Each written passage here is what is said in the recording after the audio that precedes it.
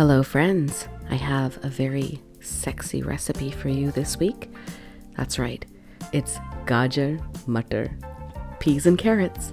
This is a new and improved recipe because I have posted this before on my channel, but I've been making it so differently that I thought I would share it again. Now it is a humble recipe, there are only 2 main ingredients, but we are going to really elevate the flavors. Even though I'm using frozen peas, that's okay, there's no shame in that.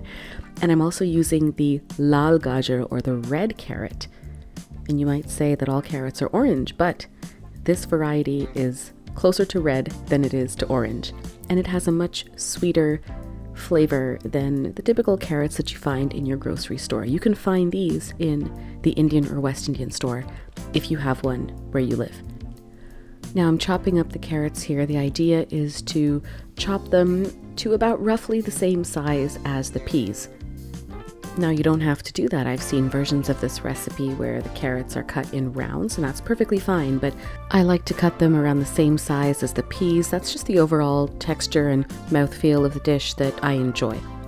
So I've added a bit of vegetable oil here to my frying pan. Next I'm adding some jeera, kalonji, minced ginger, a bit of green chili, and I'm just gonna push these around a little bit so they don't get stuck or burn.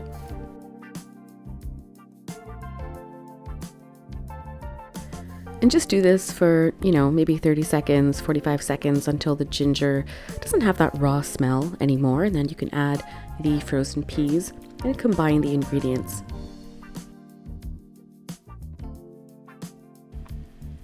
And here come the carrots. Could you have added both of these ingredients at the same time? Yes, absolutely. I don't know why I added them separately. You could have added them at the same time. It would have been perfectly fine. Next comes a bit of haldi, which is turmeric, and some salt. Again, just make sure that everything is nicely incorporated. We're going to start to build some of those flavors here. So we're covering up the dish and just letting it sit for a couple minutes while I get rid of the evidence there. A few pieces of carrot that didn't make it into the pan. And now here comes another ingredient that I could have added earlier that I forgot, and that's a bit of hing, or asafoetida.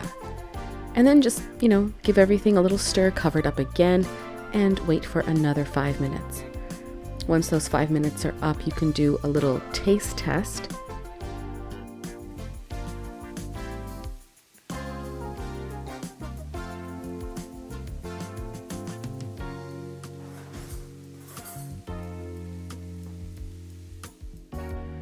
Now, when I did my taste test, I realized that the dish was quite peppery, and that's because I added this mirch. I cut it open and let it, cook around in there, and it really imparted its flavor. So I removed the mirch, as you saw, the green chili pepper. Now I'm adjusting the salt a little bit and adding some garam masala as well.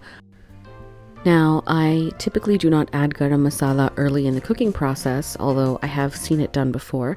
My reasoning there is because the spices in garam masala are already roasted, so it simply never made sense to me.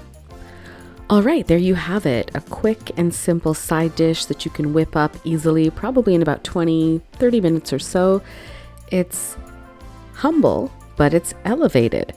Anyway, I hope you liked it. If you did, give this video a like, hit the subscribe button, and I will see you next week with a travel vlog from our recent trip to Mexico City.